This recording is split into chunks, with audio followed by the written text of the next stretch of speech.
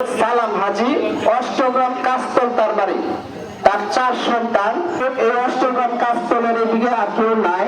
এই সুবাদে কিশোরগঞ্জের প্রিয় সাংবাদিক ভাইদেরকে কাছে আমারও থাকবে যে এই কুখ্যাত কিছু ব্যক্তি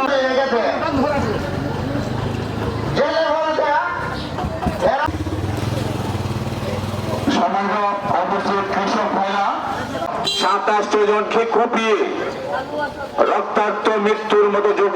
আলাইকুম সম্মানিত শ্রুতি মন্ডলী, আমার কবরে কাঠের বাক্সের মাধ্যমে রাখার পরে রাত্রে 8 ঘটিকার সময় অনুমান 6,20,000 টাকা সে লুটিয়ে নিয়ে যায় এবং বাধা দেওয়ার পরে তার জন্য আমরা দর্শকের কাছে বিচার প্রার্থী। এই বলি আমার নবনির্বাচিত চেয়ারম্যান আওয়াজ ভাই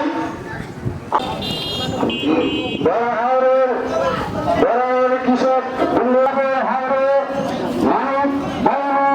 একটা কুখ্যাত টাকা কুড়াকুড়ি করে তার ঘর ভাঙচুর করে তার ভাইদের তার বাতিদাদেরকে মানববন্ধন হচ্ছে, আমাদের কৃষক সমাবেশ হচ্ছে। যাই হোক, এই বলে আমার সংক্ষিপ্ত বক্তব্য এখানে শেষ করলাম।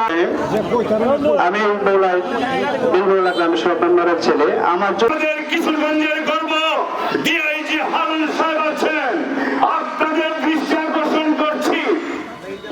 আপনারা মিঠামন উপজেলায় বসবাস করেন, আপনাদের নাম সারা বাংলাদেশে খ্যাত হয়ে আছে, কিন্তু আপনাদের টানার বঠারে যে আমাদের কিশোরগঞ্জ করিমগঞ্জের এবং কোটখাদির কৃষক ভাইরা কৃষিকাজ করতে পারে না, এর মূল দাবিদার কে? সেটা হলো আমার কৃষক।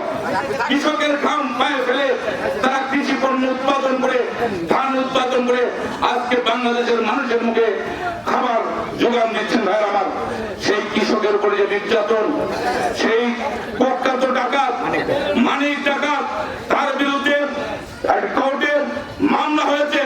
আমি বিচার বিভাগের কাছে কৃষকদের পক্ষ থেকে